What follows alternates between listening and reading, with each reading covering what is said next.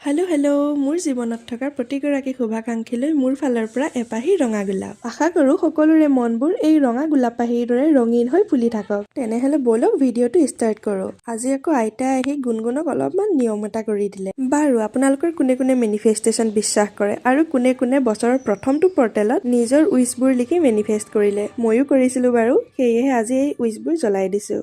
তাৰ পাছত মুখত ধুনীয়াকৈ তামোল এখন ভৰাই লৈ কাপোৰ কেইটা চপাই আনিলোঁ। বিহু পালেহিয়ে নহয়, সেয়েহে ঘৰতো বিহুৰ জলপানৰ বাবে যা যোগাৰ আৰম্ভ হ'লেই। আজি মানে আমাৰ সান্দহৰ বাবে ধান বহাইছিলে। এই ঠাণ্ডা দিনত এটাই ভাল, ধান বহোৱাও হয় আৰু জুই পোৱাও হয়। লগতে আজি বছৰৰ প্ৰথমটো পূৰ্ণিমাও আছিল, সেয়েহে মোৰ ব্ৰেচলেট পাত চন্দ্ৰৰ পোহৰত ৰিচাৰ্জ হ'বলৈ দিলোঁ। আজি পিছে মোৰ জীৱনৰ ফাৰ্ষ্টখন ভিজন বৰ্ড বনাইছোঁ। কিমান ছাকচেছ হয় একদম বছৰৰ শেষতহে জনাম। তাৰ পৰা ভাতকেইটা খাই লৈ আকৌ আহিলোঁ পোৱালটোৰ ওচৰত। সি ইয়াত থকালৈকে ইয়াক দেখিয়ে থাকিব দিয়ক। বাৰু তেনেহ'লে আজিলৈ আহিছোঁ, বাই বাই, মৰম দিব দেই।